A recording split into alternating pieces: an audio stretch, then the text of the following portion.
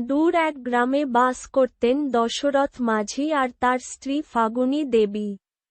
গ্রামটা ছিল পাহাড়ে ঘেরা। শহরে যেতে হলে বিশাল পাথুরে পাহাড় ঘুরে যেতে হতো।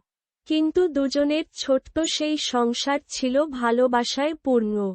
একদিন ফাগুনী পাহাড় বেয়ে নামার সময় পা পিছলে পড়ে যান।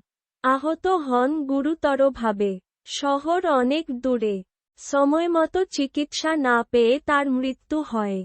স্ত্রীর মৃত্যুই দশরথের জীবন পাল্টে দেয়। শোককে শক্তি করে। দশরথ হাতে তুলে নেন হাতুড়ি আর ছেনি। পাহাড় ভাঙা শুরু করেন একা।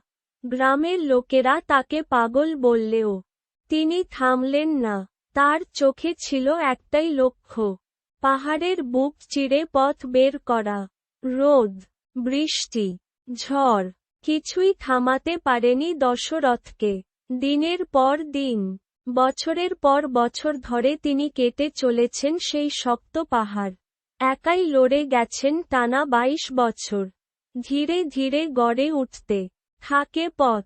শেষমেশ পাহাড় কেটে তৈরি হল 110 মিটার লম্বা রাস্তা। 55 কিলোমিটার পথ কমে দাঁড়ালো মাত্র 15 কিলোমিটারে। গ্রামবাসীরা আনন্দে কেঁদে ফেলেন। একা এক মানুষ বদলে দিলেন হাজারো মানুষের জীবন। 2007 সালে মারা যান দশরথ মাঝি।